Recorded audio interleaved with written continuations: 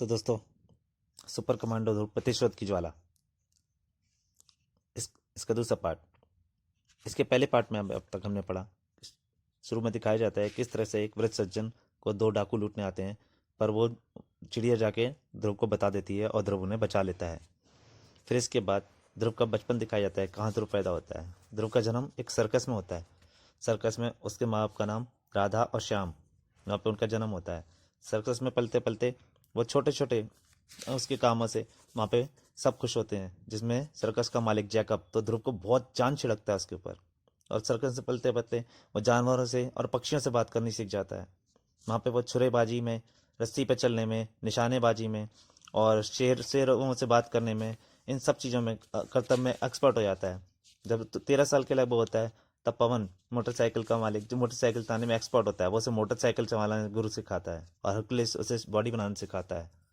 इन सब चीज़ों से सीखकर वह सर्कस में अपने कारनामे शो करता है, शो का प्रदर्शन। और उसके शो को देखकर भीड़ उसको देख देख के उत्साहित होती है इतनी ज़्यादा कि सर्कस, उनकी रिंग, ये जुपिटर सर्कस सबसे पहले नंबर पर आ जाता है।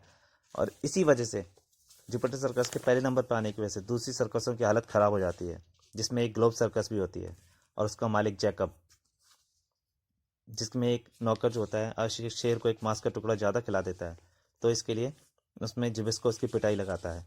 यहीं पे हमने पहले पार्ट में पढ़ा, यहाँ तक का। अब उससे आगे,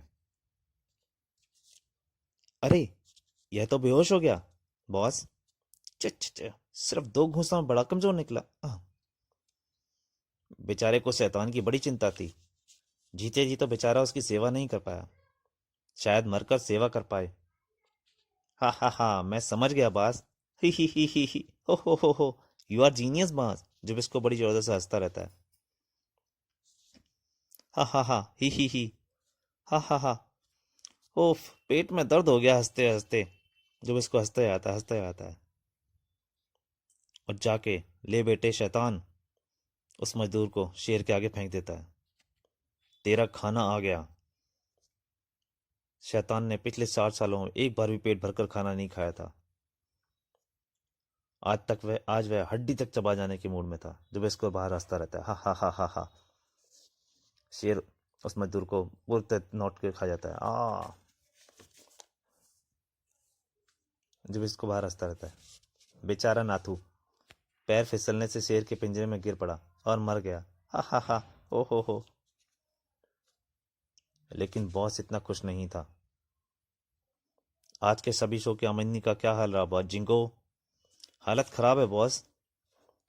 अब तो हमारे पास जानवरों का चारा खरीदने के लिए पैसे नहीं है। अब कल पता नहीं क्या होगा। क्या बात है, समझ नहीं आता। अब कोई ग्लोब सर्कस देखने आता ही नहीं है। जरूर कोई हमारे सर्कस को बदनाम कर रहा है। अगर उसका सुराग है, शायद हमारा आखिरी शो खत्म हो गया है। यह भी कोई सर्कस था। वो बाहर झांकता है। सर्कस देख के जा रहे हैं सभी लोग। हाँ, एकदम बकवास। पापा, वह जो पिछले साल सर्कस आया था ना, क्या नाम था उसका? Jupiter circus. अरे उसकी और इस ग्लोब सर्कस की क्या तुलना। हाँ, यह ग्लोब सर्कस तो जुपिटर के पैरों की धूल तक नहीं है। तभी दो लोग और बात करते हुए जाते हैं। अब ना तो दोबारा यह सर्कस देखने आऊंगा, ना ही किसी दोस्त को आने दूंगा। मैं भी। गुर्र गुर्र। बस बहुत गुस्सा हो जाता है। जुपिटर जुपिटर, पागल कर दिया है मुझको इस नाम ने। कभी हमारा सर्कस टॉप पर था, नोटों में लौटता था मैं। लेकिन जब से ये जुपिटर सर्कस आया है, हम दाने दाने को मोहताज हो गए हैं। ग्लोब सर्कस के जिंदा रहने की सिर्फ एक ही सूरत है, और वो है जुपिटर सर्कस की मौत। तुम जाओ और जुबिस्को को मेरे पास भेज दो। उस रात ग्लोब सर्कस के मालिक और जुबिस्को के बीच में जो गुप्त चाची हुई, उससे एक ऐसा खूनी दौर शुरू हो गया जिससे ग्लोब और जुपिटर दोनों सर्कस बर्बाद हो गए। कुछ दिन बाद राजनगर से थोड़ी दूर एक बड़े से मैदान में लगे जुपिटर सर्कस के तंबू रात के आखिरी शो के बाद खाली हो गया था, और जल्दी ही सारे सर्कस की बत्तियां धीरे धीरे बुझने लगीं। जुबिस्को को इसी का इंतजार था। वह तेजी से एक अंधेरे कोने की तरफ बढ़ा। अब मैं पेट्रोल छिड़कना शुरू करता हूँ। समय बहुत कम है। और मिंटो ने जुबिस्को ने पूरे सर्कस को पेट्रोल के घेरे में कैद कर दिया। चलो, यह शुभ कार्य तो समाप्त हुआ। अब सारे जुपिटर वासी नींद में ही गॉड को प्यारे हो जाएंगे। हा हा हा हा। लेकिन कुछ लोग जाग भी रहे थे। निशानेबाज सुलेमान, अरे ये पेट्रोल! जुबिस्को ने उसको पीछे से पकड़ लिया और उसे मार दिया। ओहो, बाल बाल बचा, वरना इसके चिल्लाते ही सारा खेल खत्म हो जाता। अब सावधानी से काम करना पड़ेगा। जुबिस्को ने दूसरा कनस्तर उठाया और धीरे से तंबू के अंदर झांका। मैदान साफ है, अंदर कोई भी नहीं है। यही मौका है। जुबिस्को को सर्कस के तंबू में घुसते किसी ने भी नहीं देखा। उसके बलिष्ठ हाथों ने पेट्रोल से भरा दूसरा कनस्तर खिलौने की तरह झूल रहा था। वह चुपचाप सर्कस के रिंग में पहुंचा। यहीं से शुरू करना सबसे अच्छा रहेगा। परंतु जुबिस्को की किस्मत उसके साथ नहीं थी। शाम अपने झूले की नई रस्सियां बांध रहा था। कौन हो तुम? रुक जाओ! शाम ने ऊपर से ही आवाज लगाई। जुबिस्को समझ गया कि अब ज्यादा वक्त नहीं है। उसने कनस्तर पर लात मारी। धड़ाक! उसने एक झटके में कनस्तर रिंग से फर्श पर पलट दिया सारा। मैक शाम के नथुनों तक पहुंची और वह लपका, पेट्रोल! लेकिन तब तक देर हो चुकी थी। जुबिस्को ने आग लगा दी। शाम चिल्लाया, आग आग, भागो!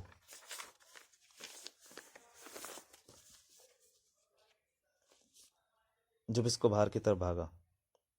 कनस्तर ले चलूं, बॉस ने कहा था कि कोई सबूत मत छोड़ना।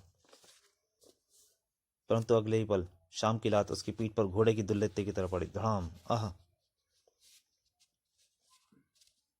अंदर ध्रुव अपने कपड़े बदलने ही जा रहा था कि आग! वह तेजी से बाहर भागा और उसकी नजर सबसे पहले जुबिस्को और अपने पिता शाम पर पड़ी। जुबिस्को ने उसके पिता गले से दबा रखा था। ध्रुव के से चीख निकली, नहीं! ताकत में जुबिस्को शाम से दुगना था। उसका हाथ घूमा शाम की कनपट्टी पर। एक करारी चोट पड़ी और वह होश खो बैठा। आह! जुबिस्को ने शाम को हवा में उठा लिया और इससे पहले कि ध्रुव आग की लपटों को पार करके उन तक पहुंच पाता, बेहोश शाम को जुबिस्को ने जलती आग में झोंक दिया। शाम पल भर में राख हो गया। ध्रुव के मुंह से चीख निकली, नहीं! चीख सुनकर वह ध्रुव की तरफ पलटा। आग की रोशनी में चमकता हुआ जुबिस्को का चेहरा संसार का सबसे क्रूरतम चेहरा लग रहा था। परंतु अब पकड़े जाने की संभावनाएं बढ़ती आ रही थीं। जुबिस्को बाहर की तरफ भागा और ध्रुव उसके पीछे लपका। उसकी सोचने समझने की ताकत गुम हो गई थी। अब उसके दिमाग में सिर्फ एक ही शब्द बार बार गूंज रहा था, बदला।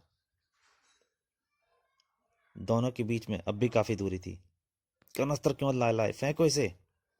जुबिस्को ने बाहर इंतजार कर रही कार का दरवाजा खोला, कनस्तर फेंक दिया और कार झटके से दौड़ पड़ी। ध्रुव भी बिना कोई पक खोए अपनी मोटरसाइकिल की तरफ लपका।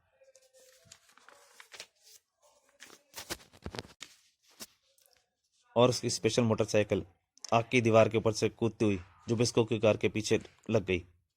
धड़ धड़ धड़ धड़ धड़ धड़ धड़। अंदर जुपिटर सर्कस में मौत का तांडव मचा था। आग की खुंखार लपटें हर किसी को अपनी लपेट में लेने के लिए लपक रही थीं। सब लोग जल रहे थे। मौत की दहशत से भाग रहे गेंडों और हाथियों के पैरों तले कई नामी कलाकार कुचले जा रहे थे।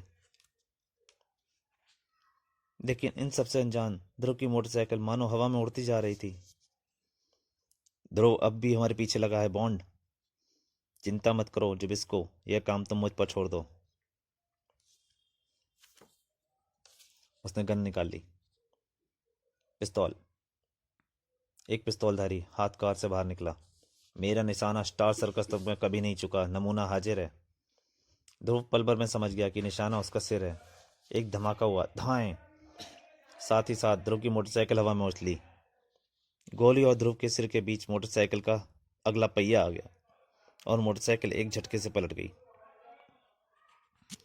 जमीन पर असहाय पड़ा ध्रुव अंधेरे में गुजरती कार की लालटेन की लाइटें देखता रह गया। तभी उसको जलते जुपिटर सर्कस का ध्यान आया। मैं उठा और पलटकर सर्कस की तरफ भागने लगा। लेकिन ध्रुव के वहां पहुंचने से पहले ही सब कुछ खत्म हो चुका था। आग की प्रचंड लपटों ने सब कुछ जलाकर राख कर दिया था। नहीं, ये नहीं हो सकता। और साथ ही राख हो गए थे जुपिटर सर्कस के सभी कलाकारों के साथ ध्रुव के माता पिता राधा और श्याम। चट चट चट चट चट। ध्रुव अब इस दुनिया में बिल्कुल अकेला था। वो बिल्कुल अकेला। उसने धीरे धीरे अपना चेहरा उठाया। आंसुओं से भीगे उसके चेहरे पर दो आंखें अंगारों की तरह चमक रही थी। उसने कसम खाई, मैं इस राख को उठाकर कसम खाता हूं, उन खंखार दर्दों को नहीं छोड़ूंगा, कभी नहीं छोड़ूंगा। तो दोस्तों, प्रतिशोध या दूसरे भाग में इतना ही। प्लीज़ लाइक कीजिएगा, ज़्यादा से ज़्यादा शेयर कीजिएगा। तीसरे भाग के लिए जल्दी ही हाजिर होऊंगा। तब तक के लिए नमस्कार।